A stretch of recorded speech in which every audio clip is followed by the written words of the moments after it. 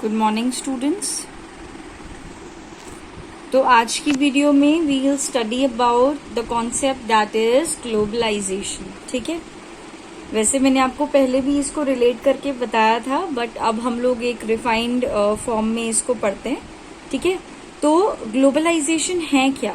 ठीक है, तो हमने बहुत टाइम से हम लोग ये चीज़ नोटिस कर रहे हैं कि जो भी आपकी जो मल्टीनेशनल जो कंपनीज हैं वो ऑल अराउंड द ग्लोब एक तरीके से कह सकते हैं, या ऑल अराउंड द वर्ल्ड जो है एक तरीके से सेटअप हो रही है अलग अलग लोकेशंस पे, है ना। बहुत सारी मल्टीनेशनल कंपनीज हैं जो कि ऑल ओवर द वर्ल्ड एक तरीके से स्प्रेड हैं और उन्होंने एक तरीके से सेटअप किया हुआ है, ठीक है, अलग अलग लोकेशंस पे अपने ऑफिसेस को, है ना। और मैंने आपको ये चीज़ पहले भी बताई थी कि जितनी भी मल्टीनेशनल कंपनीज होती हैं वो अपने ऑफिसेस को क्यों सेट करती हैं, क्योंकि उनको ये लगता है कि किसी कंट्री की लेबर चीप होती है तो कहीं पे उनको टेक्नोलॉजी अच्छी मिल जाती है या वो खुद प्रोवाइड कर सकते हैं।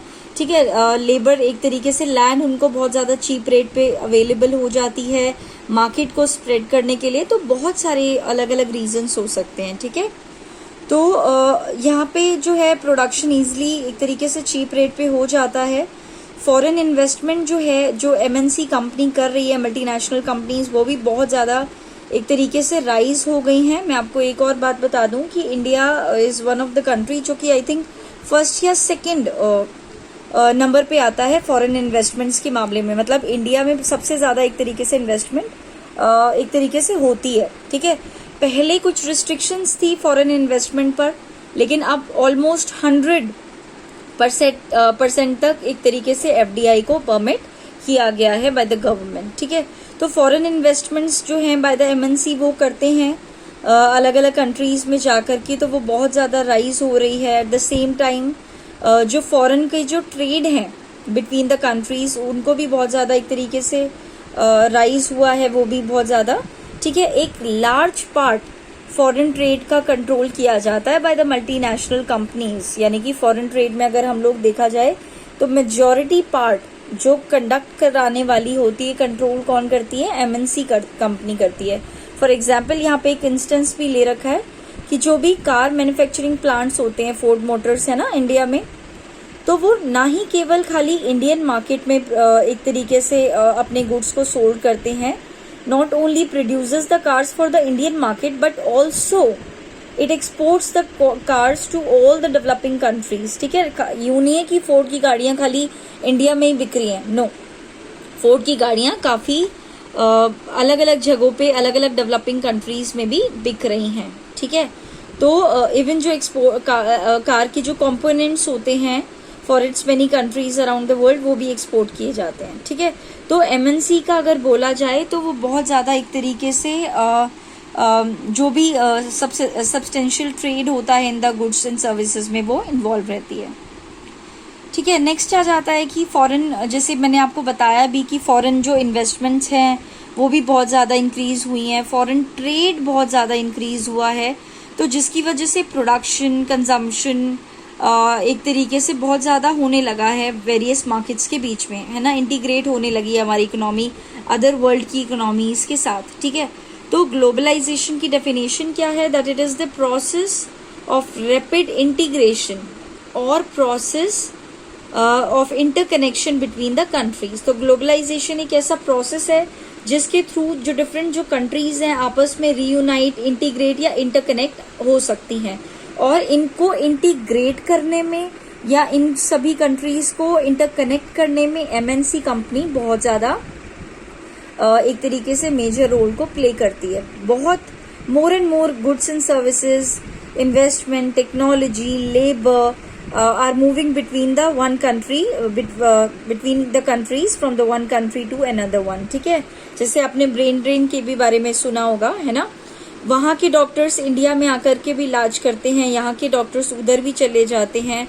गुड्स एंड सर्विसेज, हम लोग यहाँ पे बैठे बैठे आईफोन या एक तरीके से कोई भी सेल फोन, रेडमी, रियलमी या सैमसंग, सोनी इस्तेमाल कर सकते हैं। ठीक है, सेम इसी तरीके से अगर हम लोग यूट्यूब की बात करते हैं तो दैट्स नॉट इंडियन चैनल, है ना। तो यूट्यूब अगर मैं बात करती हूँ या व्हाट्सएप की बात कर रही हूँ या फेसबुक की बात कर रही हूँ, तो हम लोग ये सारी चीज़ों को यूज़ कर रहे हैं, but these are not Indian products, है ना। तो यानी कि टेक्नोलॉजी की बात करती हूँ मैं, या इन्वेस्टमेंट्स की बात करती हूँ, तो वो एक जगह से दूसरी जगह पे goods and services investment technologies move करती हैं from the one country to another country, जिसकी वजह से एक लिंक डेवलप होता है बिटवीन द कंट्रीज, और इसी प्रोसेस को इंटीग्रेशन के ग्लोबलाइजेशन बोलते हैं। ठीक है, जैसे कि अगर हम लोग नॉर्मली भी बात करें तो हम लोग पेट्रोल भी, इवन अगर हम लोग पेट्रोल जो ले रहे हैं वो हमारे पास इंडिया में तो है नहीं, ऑब्वियस सी बात है, तो हम लोग उसको भी इंपोर्ट करते हैं ना। हम लोग कुछ इंपोर्ट करते हैं, तो कुछ एग्रीकल्चरल प्रोडक्ट्स को एक तरीके से एक्सपोर्ट करते हैं, किसी से इन्वेस्टमेंट कोई यहाँ पे आके कर रहा है, तो कोई टेक्नोलॉजी डिलीवर कर रहा है, तो ये सारे एग्जाम्पल हैं ग्लोबलाइजेशन के।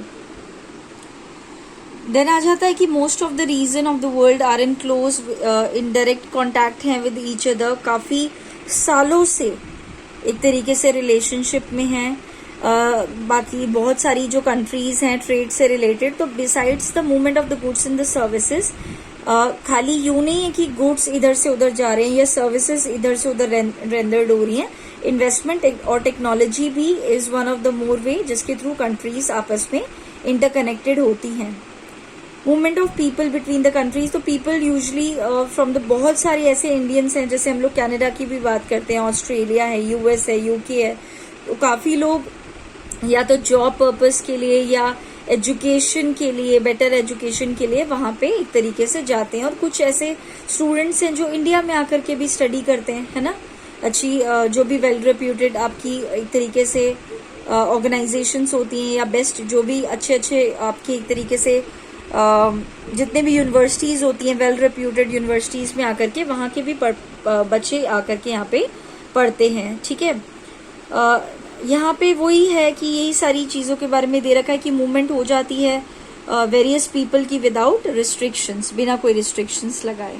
ठीक है, नेक्स्ट आ जाता है फैक्टर्स जो कि एनेबल करते हैं ग्लोबलाइजेशन को। वन इज टेक्नोलॉजी, हम लोग ऊपर इसी के बारे में बात कर रहे थे कि बहुत ही ज़्यादा रैपिड इम्प्रूवमेंट हुआ है टेक्नोलॉजी में एक तरीके से, and that has been stimulated the globalization process also. तो फॉर एग्जांपल अगर मैं पास्ट 50 ईयर्स की भी बात देखूं तो ट्रांसपोर्टेशन की टेक्नोलॉजी में भी एक तरीके से बहुत ज़्यादा अपग्रेडेशन, इम्प्रूवमेंट एक तरीके से दिया गया है। डिलीवरी बहुत ज़्यादा फास्ट हो गई है, लॉन्ग डिस्टेंस में भी इतनी जल्दी एक तरीके से माल डिलीवर हो जाता है और लो कॉस्ट पे हो जाता है। फॉर एग्जांपल ये वाला आप पिक्चर देखेंगे ना, तो जैसे आप अगर आपने कभी मूवीज़ वगैरह में भी देखा होगा, या अगर आप रेलवे स्टेशंस में भी अगर जब भी आप गए होंगे तो आपने देखे होंगे, तो इस तरीके से जो एक तरीके से जो डब्बे हैं ना, इस तरीके से देखो, ये इस तरीके से होते हैं, ये इट्स लाइक बड़े बड़े हैवी बॉक्सेस होते हैं। इन कंटेनर्स में क्या होता है कि हम लोग माल को ना, गुड्स को स्टोर करते हैं, और फिर इनको रेलवेज के थ्रू या पोर्ट्स के थ्रू, सीज के थ्रू या एयरलाइंस के थ्रू या शिप्स के थ्रू, जो भी XYZ जहाँ से भी आप ले जाना चाह रहे हैं, वेरियस मीन्स के थ्रू जो भी है, आप इधर से उधर लेके जा सकते हो, है ना, इस कंटेनर में लेकर के। तो containers for the transportation of the goods, की गुड्स को प्लेस्ड किया जाता है इन कंटेनर्स में, उनको लोड किया जाता है, और फिर उनको शिप्स में या रेलवेज या प्लेन्स, ट्रक्स वगैरह के थ्रू इधर से उधर लेके जाया जाता है। और पहले तो बहुत एक तरीके से टाइम और कॉस्ट लगती थी, लेकिन आजकल तो हैंडलिंग कॉस्ट कम हो गई है, स्पीड बहुत ज़्यादा इंक्रीज हो गई है। आपको अगर एक जगह से दूसरी जगह पे अगर गुड्स को एक्सपोर्ट करना है तो ज़्यादा टाइम नहीं लगता, एक नॉर्मल टाइम पीरियड लगता है। और कॉस्ट जो है एयर ट्रांसपोर्टेशन की या जो भी है वो भी एक तरीके से क्या हो गई है, रिड्यूस्ड हो गई है। आप ज़्यादा से ज़्यादा वॉल्यूम ऑफ गुड्स को आप ट्रांसपोर्ट कर सकते हो with less and less of cost. Next आ जाता है इवन मोर रिमार्केबल, देखा जाए तो इंफॉर्मेशन एंड कम्युनिकेशन टेक्नोलॉजी का भी बहुत ज़्यादा एक तरीके से डेवलपमेंट हुआ है। टेलीकम्युनिकेशन का, कंप्यूटर्स, इंटरनेट जो कि पहले बिल्कुल नहीं हुआ करता था, इंटरनेट का बहुत ज़्यादा आजकल एक रोल है। टेलीकम्युनिकेशन की facilities, graphs, telephone, mobile, fax, use to contact, मतलब इंस्टेंटली एक तरीके से एक जगह से दूसरी जगह चले जाते हैं। आज के टाइम पे अगर इंटरनेट फैसिलिटीज़ नहीं होती या टेली कम्युनिकेशन इतना स्ट्रांग नहीं होता, आईटी नहीं होती, तो आज हम लोग इस समय पे भी आपको टीच भी एक तरीके से नहीं कर रहे होते। तो आईटी जो है आपका इंफॉर्मेशन एंड कम्युनिकेशन टेक्नोलॉजी बहुत ज़्यादा एक तरीके से फास्ट हो गया है ना। जैसे कि नॉर्मली हम लोग बहुत जगह देखते भी हैं, मूवीज़ वगैरह में भी चलो देखते हैं। फॉर एग्जाम्पल अगर कोई एक रीजन में कोई भी एक तरीके से कुछ भी प्रॉब्लम हो जाती है, तो आप इंस्टेंटली इंटरनेट के माध्यम से किसी भी चीज़ को बता सकते हैं, वायरल कर सकते हैं, मीडिया में एक तरीके से बता सकते हैं जो भी चीज़ें हैं, या न्यूज़ वगैरह एकदम से लाइव कोई भी आप जा सकते हो और बता सकते हो, है ना। तो सैटेलाइट के थ्रू, कम्युनिकेशन डिवाइसेस के थ्रू बहुत जल्दी आप इंस्टेंटली कम्युनिकेट कर सकते हो अपने आइडियाज़, व्यूज़ या जो भी इंफॉर्मेशन आपको देनी है। As you would be aware कि computers have now entered almost every field of activity में जा चुका है। अभी कंप्यूटर्स का ऐसा नहीं है कि कहीं यूज़ नहीं होता, हर जगह हर फील्ड में कंप्यूटर का यूज है। पहले बहुत लिमिटेड यूज़ था, लेकिन आजकल एक तरीके से हर जगह पर हो गया है इसका यूज़। देन आ जाता है इंफॉर्मेशन आप एक तरीके से शेयर कर सकते हो, इलेक्ट्रॉनिक मेल कर सकते हो, वॉइस मेल कर सकते हो, और इसमें एज सच कोई नॉमिनल सी कॉस्ट आती है, ज़्यादा एज सच कोई नहीं आती है इसमें कॉस्ट। तो इंफॉर्मेशन और communication technology, IT in short जिसको हम लोग बोलते हैं, प्लेड करता है major role in spreading out the production of the services across the country.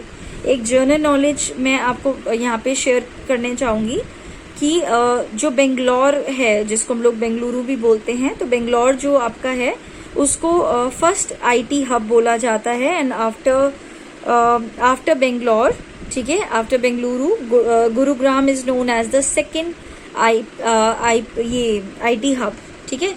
Gurgaon को हम लोग एक तरीके से सेकेंड आईटी हब के नाम से जानते हैं, ठीक है। देन यहाँ पे भी वही सारी चीज़ें हैं। देखिए यहाँ पे मैगजीन्स का, न्यूज़पेपर का भी एक तरीके से एग्जाम्पल दे रखा है। Using IT in the globalization की एक न्यूज़पेपर की मैगजीन है जो कि पब्लिश्ड होती है फॉर द लंदन, पब्लिश होती है लंदन रीडर्स के लिए, ठीक है, बट वो दिल्ली में डिज़ाइन और प्रिंट की जाती है। तो ऐसे केस में क्या होता है कि जो टेक्स्ट होता है ना मैगजीन का कि क्या लिखना है क्या नहीं लिखना, तो वो इंटरनेट के थ्रू दिल्ली ऑफिस में भेज दिया जाता है, और डिज़ाइनर्स जो होते हैं दिल्ली ऑफिस के, वो उनको ऑर्डर्स मिल जाते हैं कि किस तरीके से मैगजीन को डिज़ाइन करना है from the offices in the London, वो कर देते हैं। टेली कम्युनिकेशन फैसिलिटीज़ के थ्रू वो डिज़ाइंस और बहुत सारे ऑर्डर्स एक तरीके से दे देते हैं। तो ये डिज़ाइनिंग कंप्लीट होती है कंप्यूटर पे। आपको ये चीज़ तो पता है, जब भी आप डिज़ाइन करते हो, एनिमेशन करते हो, एडिटिंग करते हो, कंप्यूटर पे करके फिर आप क्या करते हो, प्रिंट करा देते हो, और इन मैगजीन्स को आप सेंड कर देते हो by the air to the London. Even जो पेमेंट होती है money for the designing and printing from a bank, तो वो लंदन से ही ट्रांसफ़र हो जाती है इन द दिल्ली के ऑफिस वाले बैंक में, and is done electronic medium के थ्रू या इंटरनेट बैंकिंग के थ्रू एक तरीके से पेमेंट भी हो जाती है। नेक्स्ट आ जाता है टॉपिक आपका liberalisation of the foreign trade and the foreign investment. देखो लिबरलाइजेशन का मतलब क्या होता है? लिबरलाइजेशन का मतलब क्या होता है, जब आप जो भी रिस्ट्रिक्शंस वगैरह हैं, जब आप उनको धीरे धीरे करके उन रिस्ट्रिक्शंस को हटाते चले जाते हो ना, that is known as liberalisation, ठीक है। पहले के टाइम पे आप बहुत ज़्यादा रिस्ट्रिक्शंस लगाते थे फॉरेन ट्रेड पर, इन्वेस्टमेंट पर, बट धीरे धीरे करके उसको रिमूव कर दिया गया, ठीक है। तो जो भी कोटाज लगाए जाते थे या एक तरीके से टैक्सेस वगैरह लगा दिए जाते थे हैवी, ताकि गुड्स को पहले एक जगह से दूसरी जगह पे ना लेके जाया जा सके। बट लिबरलाइजेशन, एलपीजी जब पॉलिसी आई 1991 में, LPG is liberalisation, L for liberalisation, P for privatisation and G for globalisation. तो ये जो एलपीजी पॉलिसी जो थी 1991 में जो आई थी, उसने रिस्ट्रिक्शंस को हटाने की एक तरीके से मांग की थी। तो लेट अस हम लोग अगर वहीं पे चाइनीज टॉय वाले एग्जाम्पल पे अगर हम जाते, तो सपोज करो अगर इंडियन की गवर्नमेंट टैक्स लगा देती on the import of the tax, ठीक है, तो क्या होता? आप खुद सोच सकते हो। तो ऐसे केस में क्या होता कि those who wish to import these goods, उनको टैक्स देना पड़ता, ठीक है। अगर इम्पोर्ट पर टैक्स लग जाता, तो अगर किसी को मंगवाने भी हैं तो टैक्स पे करना पड़ता उसको मंगवाने के लिए। और आपको पता है बिकॉज ऑफ द टैक्स जो बायर होता है उनको टॉयज़ की कीमत ज़्यादा देनी पड़ती। फॉर एग्जाम्पल अगर कोई भी टॉय 100 रुपीज़ का है और उसके ऊपर उसको 20 रुपीज़ टैक्स देना पड़ रहा है तो वो 120 का हो जाएगा। तो जब आप टॉयज़ को बल्क में खरीदोगे और उसके ऊपर टैक्स पे करोगे तो ऑब्वियस सी बात है कि टॉयज़ तो महंगे हो ही जाएंगे, क्योंकि टैक्स लगाने से कोई भी चीज़ महंगी हो जाती है। अगर हम टैक्स लगा देते तो आपको क्या लगता है कि चाइनीज़ टॉयज़ क्या इंडिया में एंटर कर पाते? नो, क्योंकि कोई मंगवाता ही नहीं चाइनीज़ टॉयज़ को। क्यों? क्योंकि उनको टैक्स ज़्यादा पे करना पड़ता। तो अगर वो आते ही नहीं तो इंडियन मार्केट्स में इतना फैलता ही नहीं, और इंडियन जो टॉय की जो मार्केट है वो इतनी ज़्यादा बर्बाद ही ना होती, है ना। तो जो टैक्सेस होते हैं ऑन द इम्पोर्ट, एक एग्जाम्पल है किसका? ट्रेड बैरियर्स का। बैरियर का मतलब क्या होता है? रिस्ट्रिक्शंस, ठीक है। तो ये जो टैक्स लगाते हैं हम लोग इम्पोर्ट पर या एक्सपोर्ट पर, तो ये बैरियर्स होते हैं, ठीक है, रिस्ट्रिक्शंस होती हैं जो कि गवर्नमेंट सेट करती है। तो गवर्नमेंट यूज करती है इन ट्रेड बैरियर्स को या तो फॉरेन ट्रेड को बढ़ाने के लिए या घटाने के लिए, ठीक है। जैसे अगर मैं इम्पोर्ट पर ज्यादा टैक्स लगा दूं, है ना, तो फॉरेन ट्रेड इतना होगा ही नहीं, ठीक है। तो इस तरीके से आप एग्जाम्पल ले सकते हो। And to decide what kind of goods and how much of each should come into the industry, इससे इनटू द कंट्री, कि इससे हम लोग ये भी डिसाइड कर सकते हैं कि कितना माल आएगा और कितना चला जाएगा। The Indian government after independence ने बहुत सारे एक तरीके से बैरियर्स लगाए थे आफ्टर इंडिपेंडेंस, फॉरेन ट्रेड पर, इन्वेस्टमेंट पर, कि नहीं करनी है फॉरेन ट्रेड, नहीं करनी है फॉरेन इन्वेस्टमेंट्स, ठीक है। तो बहुत ज़्यादा इससे नेसेसरी हो गया था, प्रोड्यूसर्स को प्रोटेक्ट किया गया था फ्रॉम द फॉरेन कंपटीशन, ठीक है। लेकिन इंडस्ट्रीज आई, कम अप 1950s में एस्टैब्लिश हुई, 1960 में हुई। Competition from the imports at the stage would not have allowed, जो है उनको अलाउ ही नहीं किया गया कि वो इंडिया में आकर के सेटअप हो जाएं। तो इंडिया ने अलाउ किया इम्पोर्ट्स को ऑफ ओनली असेंशियल आइटम, कि अगर आपको मंगवाना है ना तो आप सिर्फ असेंशियल या नेसेसरी जो आइटम्स हैं आप खाली उन्हीं को ही एक तरीके से मंगवा सकते हैं, ठीक है। Machinery, fertiliser, petroleum, not that कि जितनी भी डेवलप्ड कंट्रीज हैं during the early stages of the development उन्होंने प्रोटेक्शन प्रोवाइड की थी डोमेस्टिक प्रोड्यूसर्स को through a variety of means के थ्रू। बट जैसे कि मैंने आपको बताया कि जब न्यू इकोनॉमिक पॉलिसी आई 1991 में, न्यू इकोनॉमिक पॉलिसी जो है that is known as LPG, liberalisation, privatisation, globalisation. तो जब 1991 में जब ये आई तो ये जो रिस्ट्रिक्शंस थी, थोड़ा बहुत चेंजेस किए गए इस पॉलिसी में। गवर्नमेंट ने डिसाइड किया कि आप इंडियन प्रोड्यूसर को कॉम्पीट करने दो with the producer all around the world और अराउंड द ग्लोब। तो उसको ये देखा गया कि जितना ज़्यादा कंपटीशन करेंगे उतना ज़्यादा एफिशिएंसी, परफॉर्मेंस उतना ज़्यादा क्या होएगी, इम्प्रूव ही होएगी, क्वालिटी, ठीक है। तो ये जो डेडिकेशन थी इसने सपोर्टेड किया मैनी पावरफुल इंटरनेशनल ऑर्गेनाइजेशन को भी। जितने भी बैरियर्स थे फॉरेन ट्रेड पर या फॉरेन इन्वेस्टमेंट्स पर उनको हटा दिया गया, ठीक है। और इम्पोर्ट और एक्सपोर्ट में भी बहुत ज़्यादा आसानी हो गई, फैक्ट्रीज वगैरह यहाँ पे खुलने लग गई, ऑफिसेस खुलने लग गए जो कि पहले नहीं थे। तो रिमूविंग करना रिस्ट्रिक्शंस का या फिर बैरियर्स का by the government, set by the government, is known as liberalisation.